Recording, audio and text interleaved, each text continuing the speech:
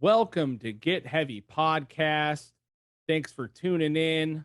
Good morning, good evening, good afternoon, whatever it is. Quick couple things before we get started. Check out the Patreon, patreon.com/Get Heavy Podcast. $1 a month gets you in the door, early access to episodes and bonus content. Rate, subscribe, follow, and review the podcast on all audio outlets. It really does help. Check out the YouTube. Hit that notifications bell, subscribe button. Doesn't mean shit to you, but it means a lot to me. And check out the merch, localshop.com/Get Heavy Podcast. We got new merch dropping soon. I appreciate everyone that supported so far. Also, go ahead and give us a call on the Get Heavy Hotline, 805-666-2314.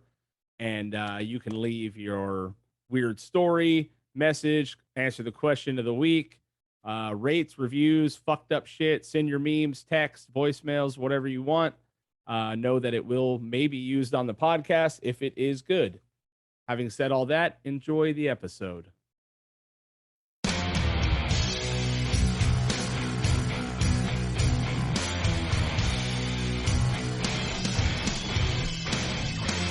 Get Heavy Podcast. Hosted by Craig Gonzalez. The number of people I've just found out having COVID is just like no. You have it? No, I don't. But the number of people that are like rolling into my life that are. I just found out I might have it right now. Put it away. Give it back. I know. It's like, dude. So here's like. I went to Christmas with my family. I'm from Ventura. Hi, nice to meet you. By the way, I'm Craig. Hi. Yeah, how are you? I'm Lynx. Good. Sorry to for all the miscommunication, all that shit. It worries. Is what it is. Yeah. I just figured you were doing some rock star shit and you didn't want to talk to me. Turkey soup. Yeah. Rock star shit. Yeah. Wrestling with a turkey carcass. Yeah. Right. Hey, well, that's metal as fuck. You know what I mean? Yeah. So I on Christmas, I go to my mom's house. I have a massive family. I have 3 kids. I have a wife, the whole deal, right? And my mom texts me like 3 days later and goes like, I got COVID. I'm like, great, perfect, right? So everyone in my family has it except for us. We don't have it. None of us are sick. We're fucking all good, right? We got tested for it and the whole deal. I go on a mountain bike ride today because I'm trying to make fitness with my buddy. And he texts me like literally 20 minutes ago, hey man, my kid's got COVID. I'm like, you motherfucker, man. No. so here we are again. I'm like, here we go, dude. So I'm not the healthiest guy on earth, but I'm not the not healthiest guy on earth. I beat the shit like it feels like 20 times. So anyway, I don't know, man. Yeah. Fuck, what are we gonna do? Yeah, in that interim, I just got a text from my boss saying that somebody else at work has it, and I'm just like, no, just keep it away from me. Yeah. Yes. What do you actually do for work? By day, I manage a Pilates studio here in Los Angeles. There you go. Good for you. A lot of fun. It's a good way to stay in shape. I'm a big fan of yoga. I may not look like it, but I'm a pretty serious yoga guy. I have really zero patience for yoga. Do you? Yeah. I know Pilates and yoga are different, but But yeah, it's a different modality, what is it about yoga that you hate? I just don't have the patience for it. Really? I don't know. It's just, I love mindfulness. I love meditation. I love getting quiet and silent and focusing. But when it comes to yoga, I can't do that at the same time. Really? Yeah. Interesting. I don't know what it is. I guess I need the 3+3 of Pilates or whatever. But is it the same stretching or is Pilates totally different? It's a different I feel like modality. You're not allowed to take a Pilates class as a man. Is that true? Oh no, totally. You can totally do it. We've got a lot of dudes, some super strong dudes. Yeah, but like LA guys though, right? Bodybuilders? Yes. All right. Former bodybuilders. We've got dads. We've got people who play sports and just want to stay limber for those. All right. We got a lot of folks from different, All right. I'm more judging myself than judging you because I just don't know. Like walking into a yoga studio is already hard enough as like a bearded white man. You know what I mean? Like without like a weird dumb hipster hat and a man bun. You know what I mean? Okay. But walking to a Pilates studio, that's a fucking next level shit, dude. You know what I mean? Yeah. It's pretty freaking cool. I bet. So what's the difference in the actual movement? Is it like exercise more driven, or what is it? Yeah, Pilates, it focuses on building the small muscles that surround the larger muscle groups that we're used to. So like we're used to the biceps, the triceps, the quads, the hamstrings. There's a lot of other little interstitial muscles that help stabilize those muscle groups and stabilize the skeleton and really Okay. do a lot to keep you in alignment. Now they do a lot of the same things because I do know that yoga does that beautifully. But for me, it's the poses and things and just breathing into stuff. I would rather, you know, do maybe 5 reps of something that I've really got to focus and think about, break a sweat thinking about, you know, like I can break a sweat doing 3 plies as a ballet dancer versus, I don't know, like even like running a mile. Right. Yeah, it makes sense actually, because the yoga that I do is like DDP yoga. It's like Diamond Dallas Page, like that ex-wrestler, nice. right? Yeah. So it is legit yoga, but he changed all the names and shit, and he's like yelling at you the whole time. And that's the yoga that I like. My wife fucking I could get hates into it. that. My wife hates it, dude. She's like, I do not want to be yelled at while I'm fucking stretching. And I'm like, that's the only way I can live, man. You know, that's it. Right? I might be able to get into that. Yeah, it's actually, check it out, dude. It's fucking pretty incredible. But you know, if you're on the Pilates world, you know what's up, you know. That's amazing. Yeah. But yeah, it's been a wild month. Been a wild fucking couple of years, honestly, I guess. You know? To say the least. Yes. Yeah. So how is obviously singer of Old Blood now, pretty recent, last couple of years, right? I mean, that's how's that ride been? It's amazing. I landed in the right place. I landed at home and all of a sudden all my brothers were right there. It's just nice. I only have sisters in real life. So okay. But these guys are crazy talented and they've helped me up my game while also meeting me where I was with the kind of music that I wanted to be performing. And there it is. We're working on writing the next album. Nice. It's almost done. It's almost composed. We don't even have a date to go into the studio with it yet, but we do have the second leg of our Acid Doom tour coming up. I know. Yeah. You guys are starting it, I think, in Ventura, right? Yes, in March. We March 4th, I believe, on March 4th. And I'm excited. I just changed the show to a better venue. It's going to be all ages. It's a pretty cool spot. So my buddy Marco's doing it. So it was going to be a very small bar here in Ventura, and my band barely fits. You can't fit on the stage. There's just no room for it. And it's perfect in the sense that it's a dive bar and we can do whatever the fuck we want. Ventura's have you ever been up here to Ventura? Yes, I have. Okay, I love it up there. It's beautiful. Yeah. So it's kind of a weird scene because it's got the whole nardcore history, the punk rock history and all that, you know, but everyone is pretty fucking cool. I always feel so weird because LA, and I've played in LA for many, many years over the last 25 years. And not that I'd never fit in over there, but it's hard to like find a group of people. It feels like, you know what I mean? It takes a long fucking time. And when we did lock in, we locked in hard with some really, really good friends, you know? But Ventura is so inclusive as far as it goes. You know what I mean? Like you have bands that are different genres on shows and everyone shows up for them. It's not just a Doom show or just a this show. So it's pretty, it's what's kept me here for the last 25 years. Cause you know, I'd love to move out of state, but it's my friends and family and it's what keeps me here, and the beach, you know? Okay. Yes. The coast is kind of hard to leave. It's hard, right? Are you from this area? Where are you from? I'm originally from the Seattle area. Oh, okay. I've been down here, though, officially as of this last year. It's been over half my life now. Oh, okay. So 23. It'll be 24 years next month. Yeah, that's amazing, right? Isn't it weird how we hold on to, like, you know, you've spent the majority of your life here now, but you still have to say, like, I'm from the desert originally. I grew up way out in Death Valley, like way the fuck out there. You know what I mean? Like not the fun Death Valley either. Not like cool Joshua Tree Death Valley, like terrifying white trash Death Valley, you know? So like, but I still Trona, Ridgecrest. Trona. Yes, exactly. I'm from Trona. I'm from Trona. Okay. That's where I'm from. Okay. Yeah. It's nuts. The epicenter of all those quakes. Yes. Yes. No cops, no fucking, I've been driving since I was 10. My dad owned a gold mine when I was a kid. You know what I mean? It was a Right. different Yeah, there's all the fucking world. quarries out there and all the mines out there. Yeah. Yeah, but I've lived here since I was 12, and I still say I'm from the desert. You know what I mean? Like, Yeah. even though it's like 30 years at this point, I'm like, oh man, I don't know. You know, it's weird that you Yeah, gotta hold on to that stuff. I moved here when I was 21 and I still root for the Mariners and the Seahawks and, Right. Yeah. refuse to get a Dodgers hat. Yeah. But, Oh, really? Well, we yeah. might have to end the podcast, but You can take the girl out of the Northwest, but you cannot take her out you. of her flannel. It's Yeah. one of those things, Yeah, I feel you, man. What can you do, you know? But so you grew up in Seattle, you lived there most of your life. Where in Seattle proper, or like outskirts? I was in Issaquah, Okay. which is basically, if you're familiar with the area, there's like downtown Seattle and you cross a lake, you end up in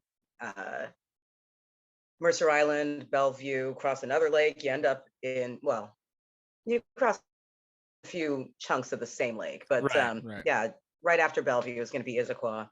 Yeah. And it's in the Cascade foothills. It's next town east is going to be Twin Peaks. Oh, So, nice. Okay. yeah. It's so pretty up there, man. Every time I've ever been up there, it's just I'm always like, it's like one of those places where you go, I should move here, like every time, you know what I mean? Yeah. And then I'll never do it. But when you grew up and stuff, I mean, how did you get involved in like music and metal and stuff like that? I mean, was there a path for that out there for you, or is it just something you kind of stumbled into? Wow. Yeah, music was always part of me. Like my mom made me take piano lessons when I was 6 and 7, and I hated every second of that.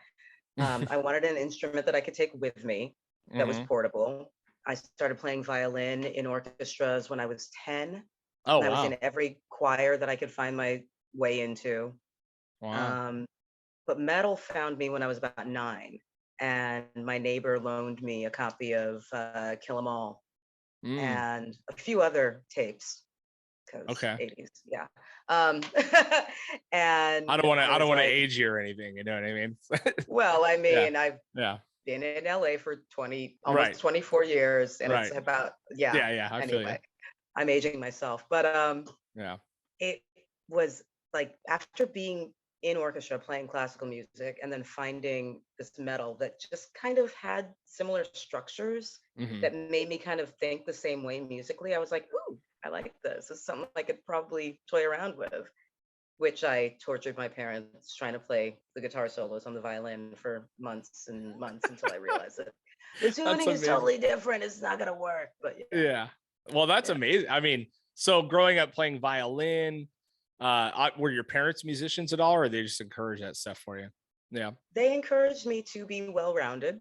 Okay. And so, I danced ballet. I sang in all the church choirs, not just the kids group. I was singing in like the really fancy, like, orchestral version of it. And just any chance that I could get on a stage and perform, I was going to do it. You had that built in early, huh? Yeah. And a ham. Yeah. I was born a ham. I will never not be one, I guess. So, and you have multiple sisters, I heard? I've got 2 sisters. The younger one, 4 years younger. She lives in South Africa. And, well, she's actually going to be moving back to the Seattle area in a couple of months. Oh, really? And then my older sister lives in kind of also in the Puget Sound area, a little bit south of where we grew up. So, yeah. Wow, that's cool. I have 4 sisters. It's a whole deal, man. It's insane, dude. I always joke with them. I'm like, you guys are lucky I'm not a fucking serial killer. With torture. They're all younger than me too. You know what I mean? So it's like I was the oldest, trying to beat up all their boyfriends for them, and then they started dating gorillas. I was like, well, good luck, man. The 2 of them ended up pregnant at 16, and you know what I mean? You're like, and they're all good now. They're all awesome. You know what I mean? Still with the same guys they were with and all that. But it was like growing up with 4 sisters. Well, 3 sisters, and I have another half sister. And my older sister is a half sister. My younger sister was in the house with me. Right. And I was the oldest, but not really. Right. Yeah, it's just such a trip, man. You get along good with your parents and everyone still, huh? Now, Now, yeah. Yeah. now I do. I know, yeah. Now that I've had plenty of time out of the house and, living Yeah. on my own, figuring out what on earth it was they thought they were doing, putting us all into this world. Yeah. Right. Do you have So any kids sad. of your own? No. Oh, No, okay. no. Well, good for you. My boyfriend does, but they're Okay. grown. Yeah. Yeah. In Yeah. fact, his son has a band called We Are Wasted, and we are actually, well, we were supposed to have a gig with them this weekend, but Whoa, that's weird. actually got shifted to next month. Oh, did it? Are they Yeah. shutting stuff down in LA right now because of COVID? Oh my God, it's getting Everywhere, weird. right? I don't know. Yeah. I don't know what's happening. Like it's literally shifting moment to moment, like yesterday, today, and tomorrow, because Yeah. the numbers just shot up, of course, after the holidays. Right. I don't know, like a lot of bands I've been noticing are having to postpone or delay shows because one person might have caught it, or Right. a couple Yeah. of people got it or got exposed or what have you. So we're kind of biding our time and biting our nails, just Yeah. hoping that nothing falls apart, and wearing masks and sanitizing and Right. anything we can do to stay healthy. Right. It's so weird because we're Ventura. It's different. Like, I mean, it's not the Wild West out here. They're still doing the mask and all that shit, but it's not, you don't have to prove a vaccine to go to a restaurant or anything like that. You know what I mean? So it's, when I go to LA, I've gone to LA a few times over during COVID, and I'm just shocked at like this situation, you know what I mean? Like to go have to drive through insanity, you know what I mean, to get somewhere and then have to show your vax while there's like a homeless dude shitting outside. You're like, well, I'm pretty sure this is like not great, right? I mean, like, dude, I have to show my vax, but there's a guy taking a shit like on the corner, dude. Like, this doesn't make any fucking sense around here, you know? Oh yeah. And then there's the guy downstairs from where I work who gives himself a bath every week, right there on the corner. Yeah, right there on playing his day. He could be hiding behind the gas station. It's insane. No, he's got better sun there, I guess. I don't know. Yeah, I don't what it. Yeah. Have you ever seen LA in the state that it's in like this? I mean, since it hasn't been this bad since the fucking 80s, at least, you know what I mean? Since I've been here, it has progressively gotten stranger and stranger. There are some areas that are just fine. Some areas have not changed one iota. Other areas, I'm like, am I still in the right country? Like, what just happened? Like, yeah, I hope somebody can figure this out, because I just had this conversation with my friend earlier, like everything that's been rolled out in order to deal with any of these new problems, it hits a dead end and there's no solving it. And it's like, okay, can we just have Batman show up and fix it all? Because Batman needs to come in and start fucking some people up or something, dude. Hello. Hello. Yeah, it's so wild, man. I mean, because we are in our own community here, and it's like you have your homeless problems and stuff like that, but it's like nothing like what's going on. And obviously, politics is the most boring fucking subject on earth, really, at this point. But it's just when I see what's happening out there, it makes me so glad that I'm in this little island up 45 minutes away. You know what I mean? It's like, I don't know how I'd manage over there. You know what I mean? Because I've been around the country a lot of times, you know what I mean? And I've seen bad neighborhoods that you don't want to fucking get caught in, and it just seems that LA is starting to get to be one of those places, and it's almost anywhere you go, and it's scary, man. It just fucking scares me. And as a father, like, I'm real hesitant on even bringing my kids out there. You know what I mean? It's scary, but it happens here too. Some guy got knifed at a restaurant, like in front of his kids. You know what I mean? It's like, not that, and I'm an advocate for homeless people and getting help and mental health and all that stuff. I don't want to see anyone get hurt, but it just makes you fucking worry, man. You're like, it's just nuts. I don't know. I mean, and especially to pay this much to live there and watch your neighbor take a bath downstairs. Or your he's neighbor. Back. He's clean again. Yeah. Totally. I mean, we live a few blocks away from the West LA VA hospital. Okay. And it is such a shit show around there, because the homeless vets that didn't want to follow the rules were living outside. Then recently they all got swept up and moved into some other facility there. they have had so many huge empty buildings on this Mhm. campus for so many years. Why is it taking them this long to Yeah. start moving people in and start renovating and making them useful? Um, Right. I Right. mean, I don't know. I Yeah. don't know where the It's answers are again, because we there's vote for one they're thing and the 40 other fucking things there is happen. no answer. You know what I Yeah. mean? There's like no easy answer to any of it. You No. know, like I said, I've been homeless. I fucking, I lived in my car for weeks at a time. I grew up with no room for a long time. I had a single mom, 4 kids, and I fucking didn't have a room for the majority of my life. I slept in the living room. Mm. You know what I mean? And I understand what it's like to be fucking down and out and to literally not have help. And I know that the majority of us are a couple paychecks away from poverty, like homelessness. You know what I mean? So my heart goes out to people, but also like stay the fuck away from me, dude. Like, I'll fucking kill you. You know what I mean? Like, But take that back behind the right, gas yeah. station, not Keep your where. ass moving this way. You know what I mean? Literally, Yeah, yeah. it's crazy. But you guys did a tour during COVID, right? You were one of the brave souls. How did that go? Yes, we did. That was Yeah. fabulous. I mean, Was it it? wasn't that long. It was 16 days. Okay. It That's perfect. was That's a 16 perfect days, amount of tour, by the way. 16 shows, Yeah. a show every night. Mhm. We went up the West Coast, we crossed over, came down, got witchy in Wichita for Halloween, then came back across the southern area. Okay. That's a It was a perfect loop. thrill. Was Yeah. it? Have you done any touring before that? Have you done touring? Nothing of that size with this Okay. band. We had done a very short mini tour, a minotaur, I called it, 4-show tour back in the summer of 19, Okay. shortly after I joined. But that was just, and we started that in Ventura. Oh, Then we okay. went to Vegas, then just came back through like San Bernardino and then finish off in Pasadena. So it wasn't Oh, okay. even that much Like a outside of little town. weekend warrior trip. Yeah. That's Yeah, perfect. totally. Yeah. And Yeah. that was fun, and that was easy on all of us except for our van. Mm. Our old van, Jean-Claude band van, he I passed love it. away. I love it. Every band has a name for their van, and I love it, dude. Ours was the Vanimal. Oh, Yeah. nice. It was Well, an now we've old got, what was it? Vanimal. Ours was the Yeah, Vanimal. Yeah. It was a nice. Dodge 318 1990. It was an old special, like a special needs school van, had kick out Okay. windows. It was fucking perfect, dude. Nice. Yeah. It Nice. was incredible, dude. Yeah, now we have Macho Van Bandy Savage. Nice. Yes. It's perfect, And man. this one, it didn't even bother to overheat on this trip. Nice. It was That's so beautiful. good.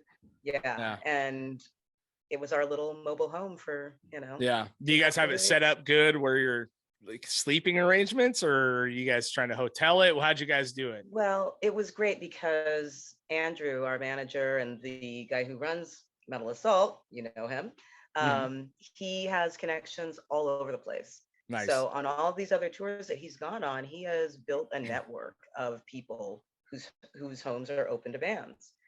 And for the most part, we stayed in people's homes. I think there were 3 nights that we used hotels. Okay. And anytime that we had to park in kind of a sketchy area, at least one of us would sleep in the van. Right. Yeah. And so, it worked out pretty well. I think we all took a turn sleeping in the van at some point. Yeah. And, slept in people's homes around the Wild That's West great, of man. America. It was gorgeous. Yeah. Yeah. And I mean, like I said, that was your first like legit tour, right? So I'm sure you got a lot more ahead, and that's amazing. I toured for I was in a band called the Fucking Wrath for many years, and we toured a lot. We were like I don't know, like a thrash metal meets stoner metal band at the same time. Nice. But I did a lot of touring, and it was incredible until it just wasn't anymore. You know what I mean? And the sleeping on people's floors and couches and that shit. We didn't do any glamorous touring whatsoever. We'd get a hotel if we needed it, but it was just it is such a grind, dude. And like what it really does is it really makes you decide whether you want to do this or not. You know what I mean? Like you really have to want to fucking do it. And a lot of it I did when I was young, you know what I mean? Before I was 30, Mm-hmm. you know what I mean? A little bit Mm-hmm. after, into my mid 30s and stuff. But, you know, at a certain point, you're just like, I had 2 kids coming home with being gone 4 months at a time out of the year, you know what I mean? Coming home with very little money, just having to find a job. You know, you're like, oh, it really Yeah. beats the shit out of you, man. Cause it's so much of touring, and you can attest to this now, is just hurry up and wait. You know what I mean? Yeah. Oh yeah. You know, you drive 15, especially in America, it's like 14 hours to the next show. And then you Mm-hmm. show up at 3 o'clock, and then you don't play Yeah. till fucking 10. Yeah. And And it's you like, don't what are load we going to until do? 7. It's like, okay, let's wander around this neighborhood if we can. Yeah. And then they're like, Yeah. hey, don't walk right at all, Mhm. ever. Don't Yeah. ever go that way. You can go to the liquor store and that's it. You know what I mean? Right, Like, all right. right, man. It's a trip. I mean, I have endless tour stories. Anything wild? I mean, did you guys get COVID, or what happened on that shit, on that No, tour? No one got COVID. That's no. good. Yeah. Nobody got COVID on that tour. That's We great. stayed healthy. I mean, I got something, but it didn't materialize until 2 weeks later. I have multiple sclerosis, Oh, and really? I hadn't had an attack in well over a decade. Wow. And any attack that I had had in maybe the 5 years up to that were pretty Mhm. mild, Okay. or they're very temporary. Well, I am also a nutrition coach, so I've done a lot of study as to what I need to put in and what I shouldn't put in. And lo and behold, the very first thing that I ate, well, the last thing that I ate before my first attack back in 2000, Mhm. um, was seitan, Really? which Oh, is the wheat soy shit, gluten, wheat gluten shit. Yeah. fake meat. Yeah. Right. Right. I was trying So, to up my protein because I was like, right. trying to build muscle and blah, blah, blah. Are you a Long story vegetarian? short, no, I'm not. Not at all. Okay. I'm mostly vegan, but I consider myself ovo pescatarian. Ooh, that's Eggs, fish, those are my animal products for the okay. most part. All right. Okay. But 20 years with this fine young man over here, and living with him has expanded my palate and also reduced my patience for wanting to make multiple meals every night. So Right. I am flexible. Sure. And I ate this stuff while we were on tour. And exactly 2 weeks later, I got a symptom called the MS hug, Mm. which basically feels like a vice trying to enclose around your torso. Whoa. And it started, just felt like a little soreness, like I'd worked out a little too hard. The next day, same thing, just a little more. The Mm. next day, it felt like my ribs were trying to squeeze my Wow. organs. Okay. But I knew in my head, once I figured out what it was, I knew in my head it was just my nerves firing. Sure. And so by the end of that week, it was over. This started actually the night before Thanksgiving. Wow. So yeah, I was out of order for, or no, the week before Thanksgiving. So I was out of order for Thanksgiving week. Wow. And I was able to get the rest that I didn't get after we got back from tour. But, it If that would have happened on tour, though, dialed in. that's a tour ender right there, basically, right? Exactly. And it Yeah. really dialed in like, okay, I need to be a hell of a lot more insistent on making sure that I'm eating properly. Right. I had gotten to the point where I would rather just not eat anything than Hmm. eat something that could challenge me because I've got a lot of issues with a lot of different foods. Oh, But, okay. so like, a band shows up, you're going to feed them. What do you normally get? Right. Pizza, right? Yeah. I'm Yeah. allergic to milk. Oh no. Yeah. So, I have gotten very much like, okay, well, don't worry about me. I'll take care of myself. But too often I didn't have enough around to take care of Right. myself. Right. So I ended up eating things that weren't necessarily on my list of Right. to-dos. And that has really dialed in my nutrition since. Yeah. I mean, And I because am MS is beyond such an ready. insane fucking thing to have, you know what I mean? Yeah, And especially managing that on the road when it's literally your option is Taco Bell or nothing a lot of the right. times, you know what I mean? It's like, Yeah. and it's so cool that you've been able to really dial it in with food, because I think so much of us obviously this is why COVID is destroying America. We're the most fat fucking humans on earth. You know what I mean? And we're the most unhealthy, Yeah, we don't have to, you know what I mean? Yeah. So we don't think about using it as our medicine as opposed to just fuel for, to silence the belly. Right. It's, it's information. How long have you been dealing with MS? If you don't mind me asking. I was diagnosed May of 2000. Okay. I was 23. I'd had a mini stroke and I woke up dizzy one morning and I went to the ER. And they're like, oh, well, let's put you through a CAT scan and see what's going on. Came through the CAT scan. They're like, well, either you had a stroke or you have MS. Let's put you through an MRI and we'll find out. 2 days later, a week later, they're like, yep, here you go. The MRI says you got MS. Well, let's do a spinal tap just to be sure. Yeah. But I initially went on medication because I knew nothing about this disease. Right. Yeah. And most people don't. I mean, most people don't, And as all you hear is that it's a death sentence most of the time. You know what I mean? Right. Eventually. Which it's not. It's just a quality of life threatening. Right. It's not, It's not life threatening. It's quality of life threatening. Totally. Yeah. But I went off the medication about 2.5 years in because it was giving me more negative side effects than the disease was. Wow. And I took a dietary approach and got in the best health and best shape of my life. Wow. Doing that. Became a nutrition coach, been able to help some friends out here and there. But because the type that I have is called relapsing remitting. So it comes and goes. Okay. And it's so unpredictable. Wow. You can go a decade without any inkling of it. And then all of a sudden one day it's like, meh. It's like the herpes of MS. It just flares up. of the autoimmune community. Yeah, exactly. Fuck. That's another thing. They claim that it could come from that. Whoa. I mean, it could come from one of the many strains or whatever. Yeah. Science. Like, okay. Yeah.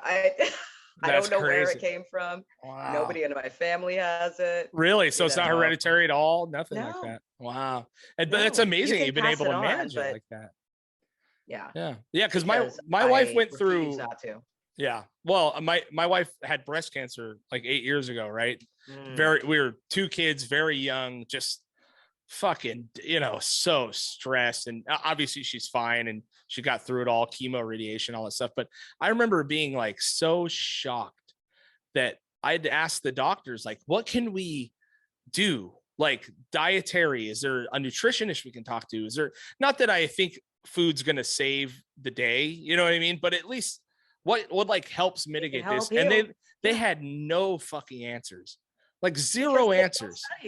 I know. It was insane. Like, so they're like, just, eat whatever you want, whatever makes you feel good. I'm like, that doesn't seem right. You know what I mean? But then we met people that during treatment that, had been vegans for 20 fucking years, 30 years, the healthiest people you'd ever seen. And they have it, you know what I mean? And like, and you just don't know, it's curtailed to your body, your DNA, your genetics. Exactly. You know what I mean? So the fact that you've been able to crack the code and figure that out is like pretty incredible, at least, yeah, I mean, well, so what is it largely? Is it like fruits and veggies, like decent meat, stuff like that? A lot of vegetables. It's the occasional organ meats.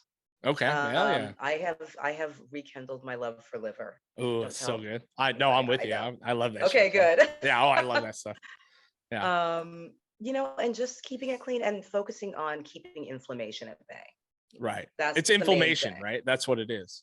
Inflammation is the death. It's inflammation of the systems around the immune system attacking your nervous system.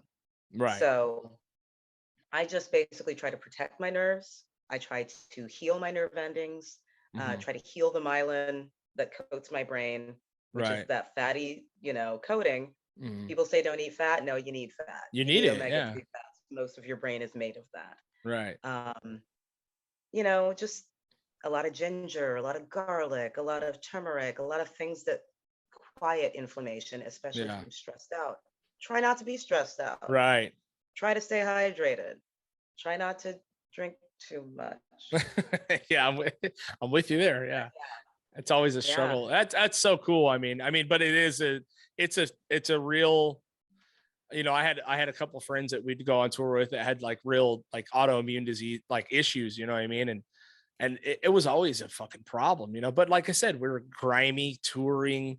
You eat what you can eat when you can eat it, and you're lucky that someone made you a fucking bowl of pasta at someone's house, and they don't give a shit. Like if it was my mom thinks vegetarians still eat chicken, you know what I mean? Like she has no fucking, she'd like offer all my friends chicken pasta. And I'm like, they don't eat meat. She's like, it's chicken.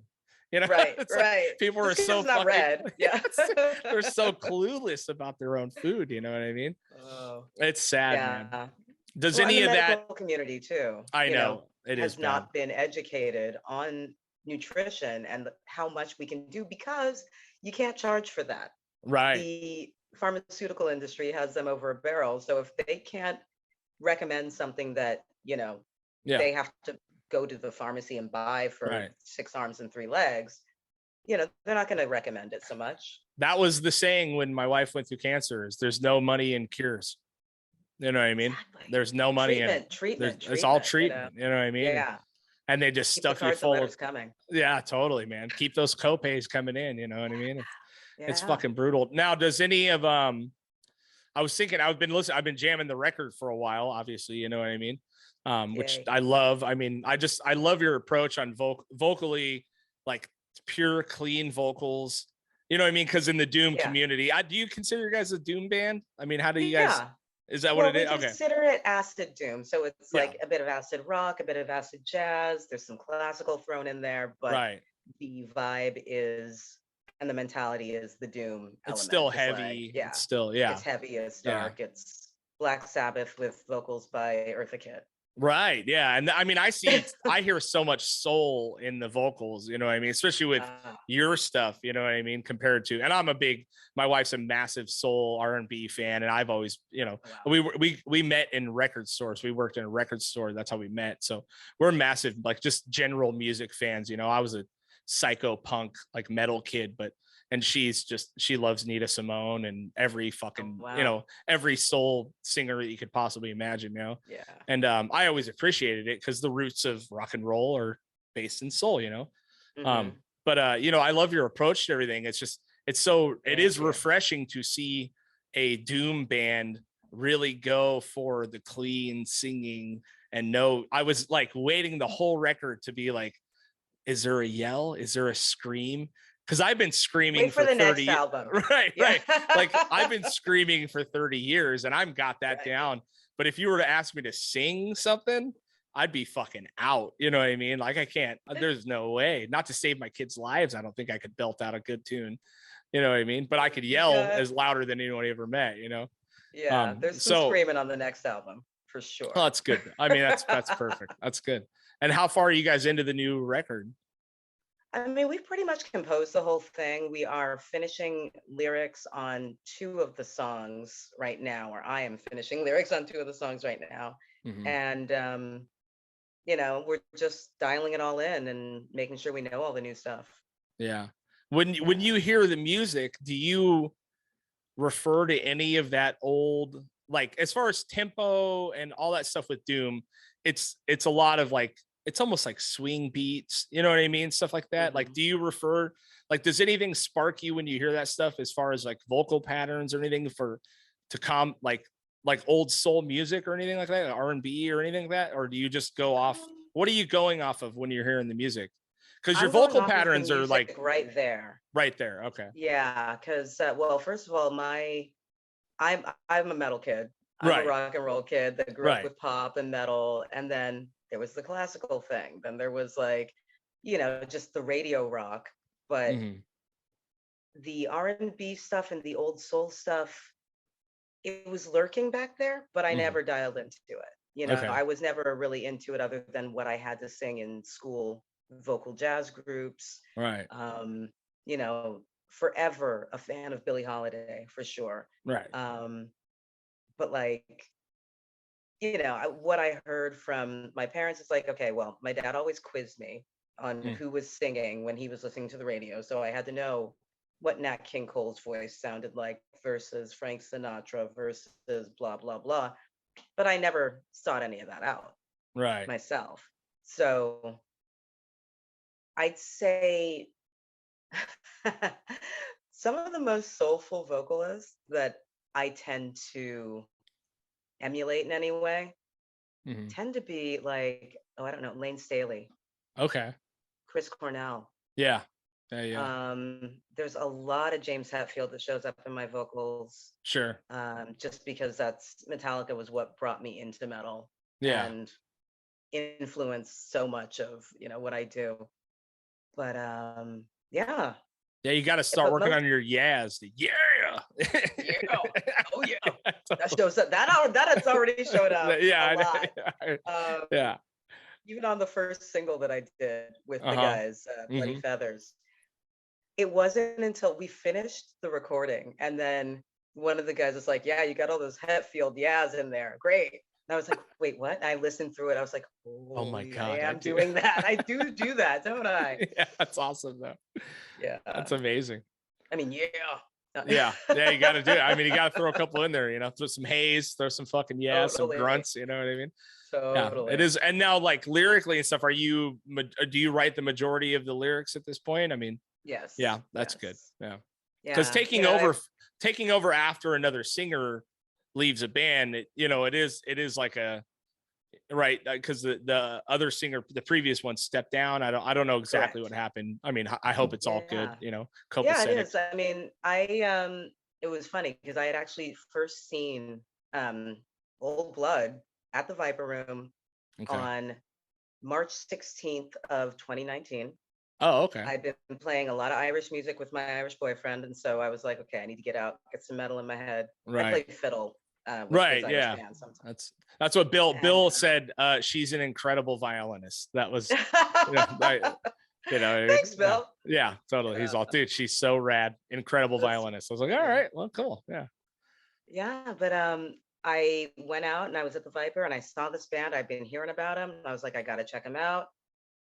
Like 2 songs into it, I was like, I'm hooked. I'm obsessed. Like, awesome. I got to hear more. And I left and I just had them going in the car, went to pick up my friend. I was like, dude, you got to hear this song. You got to hear this band. They're amazing. I just saw them.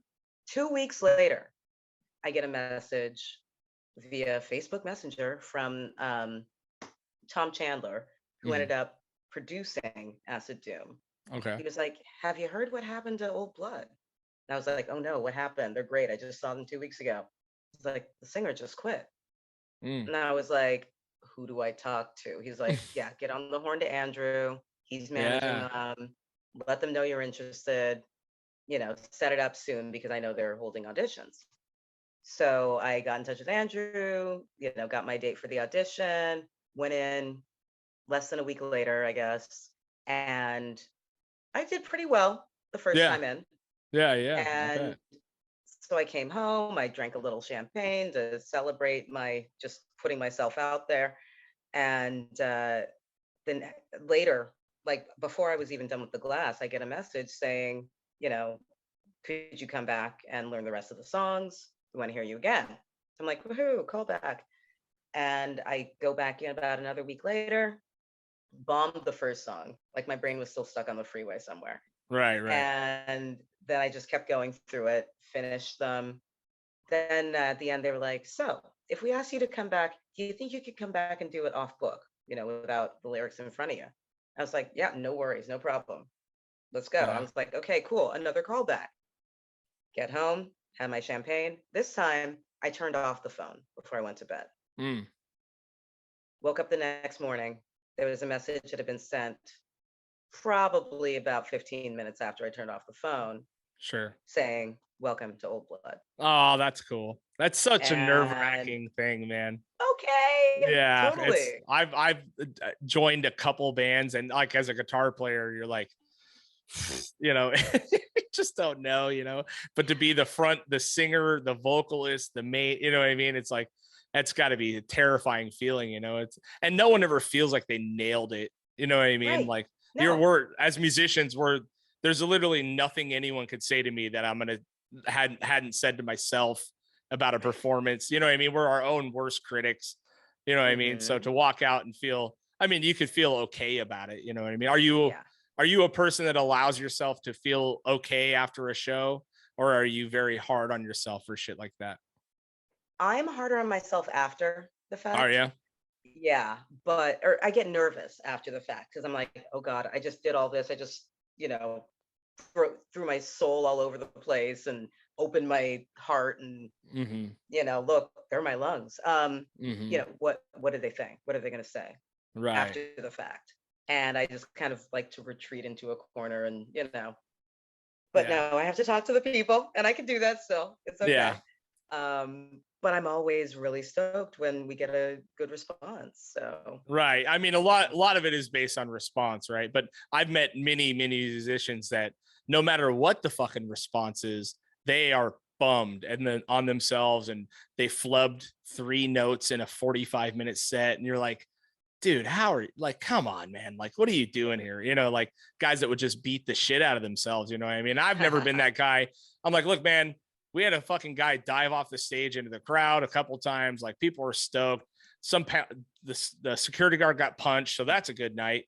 You know what I mean? You're like, fucking perfect. I kicked some guy off the stage in his head. It's all good. Like, that was a good show. People were fucking stoked, but some people literally cannot like get past it. You know what I mean?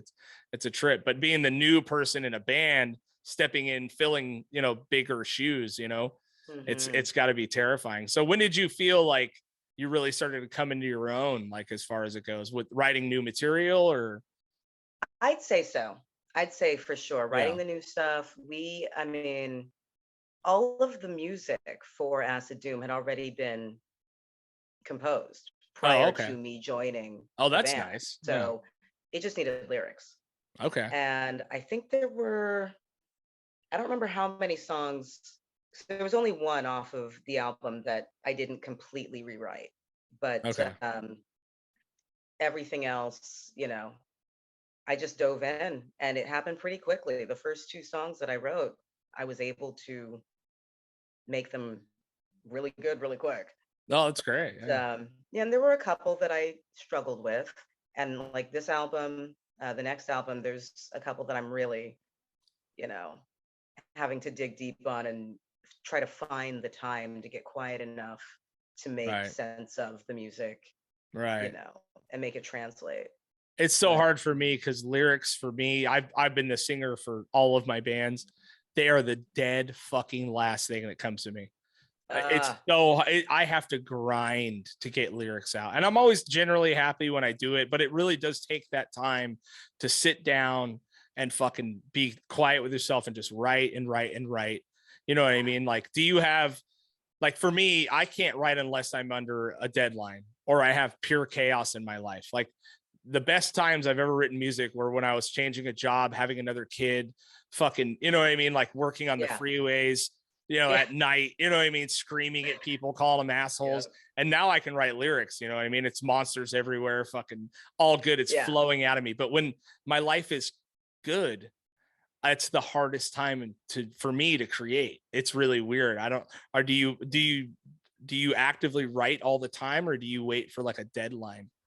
Deadlines help for sure. They help me really dial in and shut out the noise. But I'm always writing. Like, if a phrase floats through my brain at some point, like in the middle of like a Pilates class, I'll be like, hang on a second. Oh, you'll write it down. That's awesome. Yeah. Shove it in my pocket. And then when I do have the time to sit down and write, I pull all those little scraps of paper out. I start to, put them on one page and see what gets massaged in. And if I use it, I check it off. If I don't, it's still on the page. It's waiting for another song. Yeah. So you got a big book essentially. Yeah. I've got a tome of wayward lyrics. Do you write on like a theme, like a specific theme ever, or is it always like a word, a phrase, a type of thing, and then you build off of that? Because I had to largely write on theme, like all metal shit, like everything's monsters and death, and it's usually a metaphor for something, you know what I mean, like politically, whatever it is, you know what I mean, whatever it means to you. It sounds like fucking barbarians storming the gate, but really it's your own mind that you're talking about. You know what I mean? Do you write on theme, or do you write, or is it a little bit about everything? It's a little bit of everything, because sometimes the music will give me a theme in the head, and then I'll start writing, and then the lyrics that I want to use just don't work, period. Right. So I have to just say, okay, what is there room for? What does this music make me feel other than that, abuse of power theme or whatever it is? Like, there's a song on the next album that starts off, it sounds like sirens, like just the opening riff reminds me of sirens. Okay. And so it became about, cops and things. And right. But it gave me very specific imagery. But the music starts it. Yeah. The rhythm might do it. The riffs might do it. It might just be a mood. I remember when I was writing Orbit. Was it Orbit? Yeah. That was on April 15th. So it was tax day. Right after the Ides of March. It was the Ides of April. And I came downstairs, I was about to sit down and start writing, and I was going to turn off the TV, and I look up and I saw that Notre Dame was burning. Right. They had broken in. It's like, oh, there's a fire at Notre Dame Cathedral. And so I just left that image up there, put it on mute, started working. It's the end, the bitter end. Can't comprehend this fiery reflection. And it just kept coming. Just as long as I kept that image up there. Yeah, just like kept that pouring whole out. Doom and gloom kind of like crumbling of structures just kind of became a theme. And then I realized later how prophetic it was about like 2020. But 2020, 2021, 2022 probably. Well, like, we're there, man. This year is not just 2 years after 2020. It's 2022. Yeah, as well. We're doing it all over again. I know it feels wild, man. I just, I've said this 1,000 times. I'm a child of the apocalypse. Like apocalypse has been in my mind. I got it tattooed all over my arms. I'm fucking, you know what I mean? Like I've been raised for the end of the world. You know what I mean? Like from being a young kid, just fucking blowing shit up in the desert to figuring out how to find water. And you know what I mean? Like, I've always seen it coming. And every year I'm like, this is the year, this is it. You know what I mean? And it never comes, and now having kids, I have to have hope. You know what I mean? Like, so that's changed my whole entire perspective over the last, 15, 12, 13 years now, Wow. And you're just like, now trying to find hope is like my hardest mission at this point. You know what I mean? It's like, because I don't want my kids to go through the apocalypse that's built into my brain. You know what I mean? Because I'm pretty sure these little fuckers ain't gonna make it. You know what I mean? They're fucking. If you're thinking about all that stuff already, you're already thinking about the way out. You're already thinking about the safe room. Yeah. I know where all the running water is in the desert, dude. I'm fucking good. We can live in some caves. We can do whatever. But, there you go. It's hard to like have hope. You know what I mean? And what metal has always done for me is given me that outlet, to create, to get those feelings out and use it metaphor for political, whatever, obviously this, 2021 was an insane year politically, you know what I mean? Is any of that stuff kind of making it into the George Floyd? It has to, right? I mean, at a certain point, the song that starts off sounding like sirens is the George Floyd song. We've got I don't want to go too deep into it. There's a lot of, abuse of power as kind of an overarching theme, but we've got historical stuff, like way historical stuff that is referenced. We've got futuristic stuff that's referenced. We've got current events that are referenced. I mean, it shows up in so many different ways and so many different flavors that you could listen to this album and not realize that it's all about the same kind of thing. Right. Well, that's a test to you, though. You know what I mean? Because lyrically, you can write the same fucking song over and over and over again. You know what I mean? Right. And it's, for you to be able to. I don't want to hear myself do that. And eventually there's bands that have done that same theme for 10 albums, just, you know what I mean? It's, you know, I'm not to grind on the grindcore community, but it's like, how many butchered babies do we really need? You know what I mean? Like, you know what I mean? Or whatever the fuck, you know, corpses and this and that. It's like that shit, that's when it gets old. But lyrically, when someone pulls it together in a creative way, that's what catches my attention most of the time. You know what I mean? That's a trip. I wanted to ask, you know, since obviously a woman in metal, how are people weird to you? Does that any of that ever translate to you? Because the metal community isn't the most PC fucking people most of the time. I know you guys are in kind of a special, you know, the doom community is much more inclusive, it feels like, you know what I mean? But you ever experience any weird shit so far since you've been singing for them or anything like that? Not with this band. I mean, I feel like the metal community has always been pretty welcoming, with the exception of certain, like, you know, niche subgenres. But even then, if you're showing up and you're digging the music, what can they say? I've always liked to show up where I'm least expected, and I like to do what's least expected of me when I arrive. So, you know, I grew up in Seattle in a community that looked nothing like this.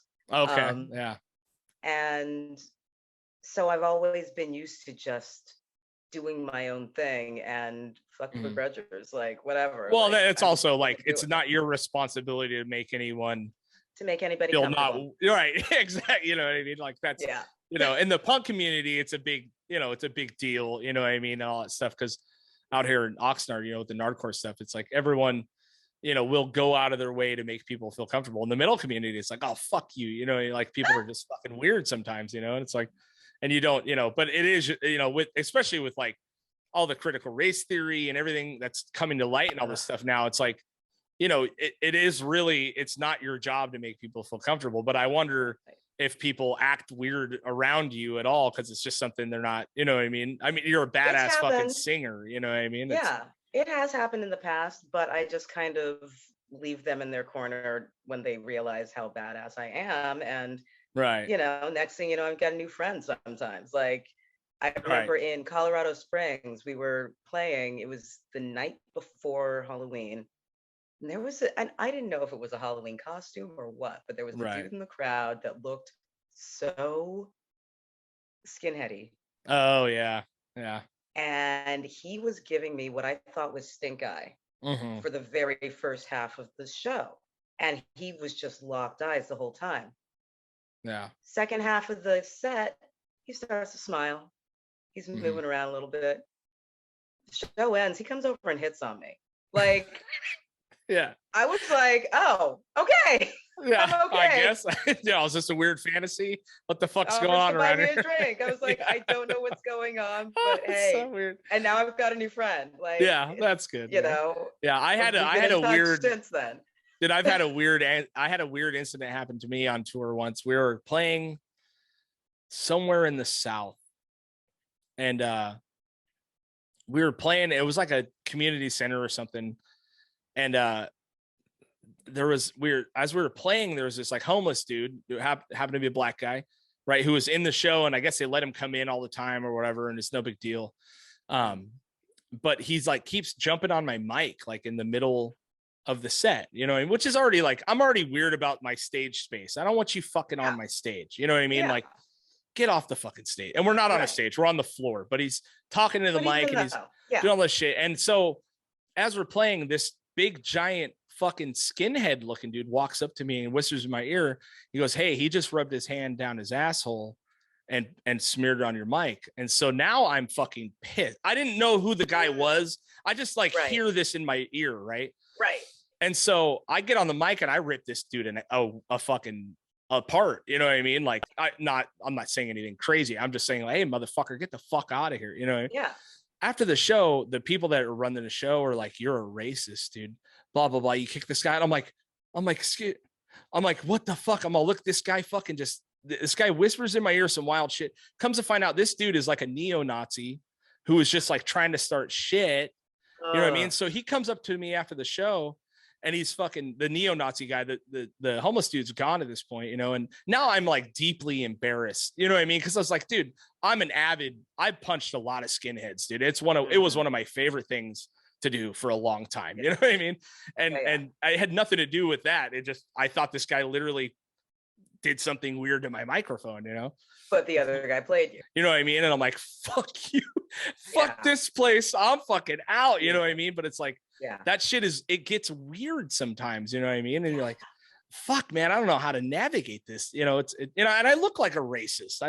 Big white guy with a beard, like, you know, in any normal situation, it's like, fuck, man. You know, you're just like, it's so weird, man. You know, but I just wonder I wouldn't say you look like a racist. Well, you look like to a you, teddy bear to me, but you know. I know, but you know, to a normal fucking, you know, it's just fucking crazy. It is weird though. Yeah. I mean, I am used to being the only chocolate chip floating around wherever I am for the most part. So right. I'm used to being looked at funny. Yeah. I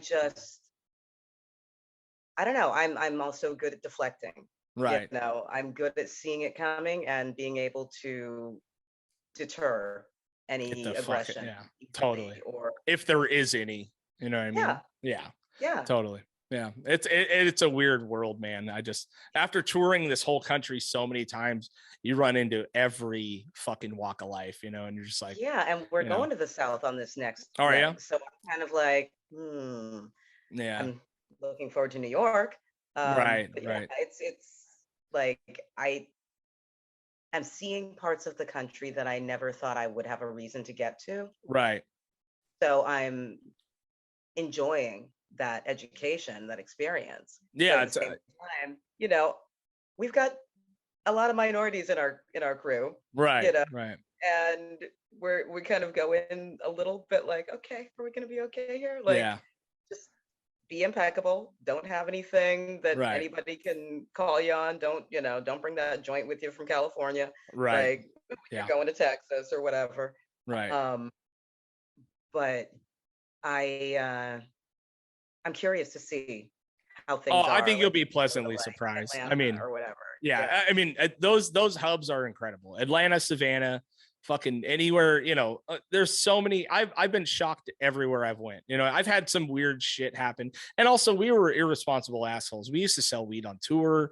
We used to we were psychos, dude. Like back in the day. I don't know how I didn't land up in jail like 1,000 times. You know what I mean? We were such huge stoners. We toured with a Volcano. You know, this is in the early 2000s, dude. Like we were fucking smoking weed on tour. We would end parties, you know what I mean? They would smoke our California weed and fucking people were passing out and shit. You know what I mean? It was because California weed in like 2005 was next level compared to whatever the fuck they got in Virginia. You know what I mean? Yep. But you're going to be, I can't wait for you to experience it. Cause it's something that I wish more people got to experience, you know, like so many people literally have like maybe 3, 4, 5 states under their belt by the time they're 50 fucking years old. You know what I mean? And they never experienced anything. And that's where a lot of the ignorance comes from because you only see what's happening in your little direct backyard. Right. And it's like, when you really get out there, man, we're all the fucking same. You know, everyone's trying to live. Everyone's trying to have a good night. Exactly. You know what I mean? And it is really, really pleasant. I've had some, the most unpleasant experiences I've had have been in bigger cities. You know what I mean? Because it's just the variables get insane. You know what I mean? Yeah, like because there's more of them. There's just more. There's more variables for, you know, I remember we showed up to my friend's house in New York, our first show we were ever going to play in New York. And this guy lives in, I don't know, Brooklyn somewhere. He's paying like $1,000 a month to sleep in a closet. You know what I mean? Yep. And he calls us and he goes, "Hey man, you guys almost here?" And we're like, "Yeah." And he's like, "All right, make sure you don't have any gold on you." And I'm like, "What the fuck would we have gold?" You know, like I'm thinking like chains or like something weird. Right. And he's like, "No, dude, like don't have anything yellow. Like no clothes, no nothing." I'm like, "Why?" He's like, "Well, because the Latin Kings rule this neighborhood and they'll fucking kill you." Like, okay, cool, man. Thank you. This is nice, you know, like, and you know, just neighborhoods that are, you know, but when you see, I don't know, just when you see what the real world is like and the amount of real poverty, you know, that people go through and live through in like Detroit and stuff like that, you know, Sure. It's just it's unreal. And it's the most eye-opening experiences I've ever had in my entire life. Cause you really realize like we all are in this together. And some people didn't have a fucking chance from the second they got started. You know what I mean? Like not even a chance to get out of this shit, you know, and it's touring has offered me that one wild thing is perspective, you know, and it's incredible. I'm stoked for you to even see it, you know. Are you guys doing a full US in March? We are going to be going across the bottom, up the East Coast, and then back across the top and down through the West Coast. So it's going to be full US. It's beautiful. Yeah, one big loop with a few little peaks. You know, I think we're going to go back to Salt Lake City. Okay. Salt Lake's great. We had a blast there, and we're going to play the same place, which we were the first band ever to get an encore at this bar. Really? Where did you guys play in Salt Lake? What? Aces High Saloon. Okay. Yeah, totally. Yeah. Great bar, great people, like shitty beer, but that's it, you know. Shit beer, man. Well, they did have some pretty potent IPAs on. No, that's you know what though, has changed because when we toured there, you couldn't get. They didn't have anything that was over 4%. You know what I mean? And then you couldn't buy shit on Sunday. It was like so wild when we were there. But I went through there recently with my kids. We did a Yellowstone trip, and I was shocked at the breweries they had through there. I was like, ooh, this is nice, you know. Yeah. But yeah, that's a full US. What do you 5 weeks, 6 weeks? That one's gonna be 24 or 27 days. 24 days. Some days off for driving and stuff. 1 day off. Oh man. Who's the driver? Do you have a driver or is it you guys? Yes, we do. We've got a man of all trades. He drives, he operates our sound and our lights during the shows. Is it Andy? Is it Andy? No, Andy? No. Oh, okay. No, I know. Andrew's in the seat next to me, like constantly at work. Yeah. Ron Eiselstein is our. That's awesome. You know, to have a driver is incredible, man. I mean. Oh yeah. Because I've done so many of those just drives, you know, they're all 20 hours, guys. You ready? Yeah. Fuck, you know, it's brutal. Yeah. You know, well, I'm stoked for you guys. He's like, okay, wheels are up at 6:30 tomorrow, wheels up at 10:30, whatever it is. He calls it. We got to be ready. Yeah, that's amazing. Are you guys there's no like talks of postponing anything because of COVID, or it's all, I figured by March we're ready to roll, right? I really hope so. Yeah. I really hope so. I mean, just the shows that we have scheduled for this weekend are starting to look a little iffy. We've had to move some other bands around, or other bands are dropping off of the rosters, and it's like, what's going on? So yeah, I'm holding my breath when walking past large groups of people, and keeping my hands clean and taking my vitamins, and just focused on getting to that stage, because those two shows also are the only shows we've got scheduled for like in the LA area. Right. I've got so many friends who want to come see us, but they're not going to go any place past like West Hollywood. So even the Universal City show is almost asking a lot for them. Yeah, but, of course. Yeah. You know. Yeah.